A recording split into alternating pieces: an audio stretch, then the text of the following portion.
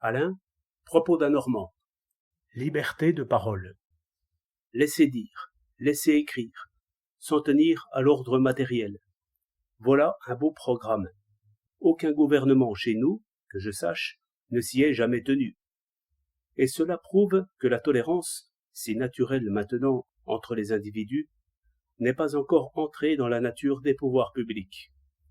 Cela fait voir que les pouvoirs sont moins civilisés que les individus, et plus près de l'état sauvage. C'est d'ailleurs naturel, puisque les individus ont délégué au gouvernement les fonctions de défense, c'est-à-dire les fonctions guerrières.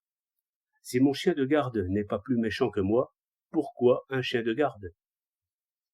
Or, les pouvoirs, révérence parlée, sont un peu chiens de garde.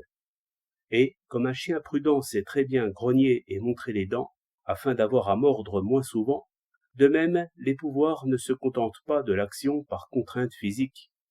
Ils veulent autour d'eux une crainte déguisée en respect. On pourrait dire que les pouvoirs connaissent leurs armes à ceci d'abord qu'on salue. Si, au lieu de saluer, on fait un pied de nez à l'autorité, alors elle se croit perdue. Elle s'imagine que son sabre est émoussé et que sa poudre est mouillée. Un pamphlétaire inquiète plus qu'un ivrogne qui frappe, parce que l'on se dit de l'ivrogne, il est comme fou, il n'a plus la notion des puissances.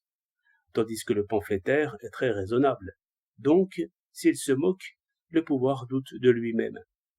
On pourrait dire, c'est toujours sur les opinions qu'un gouvernement fort essaie ses armes. De cette inquiétude si naturelle est né l'ordre moral, produit bâtard de la force et de la faiblesse, de l'orgueil et de la peur. Produit monstrueux, car l'ordre, c'est la force. Et la force qui sort de son domaine, c'est la force qui cherche l'idée pour la frapper. C'est le plus grand désordre, et c'est ce qu'il y a de moins moral au monde. Disons mieux, c'est l'immoralité même. Et c'est l'absurde aussi, car il est sans exemple que la force ait jamais refoulé une idée. Moins on bavarde, plus on médite. Moins la presse est libre, mieux le journaliste aiguise ses flèches. Mieux le lecteur lit entre les lignes.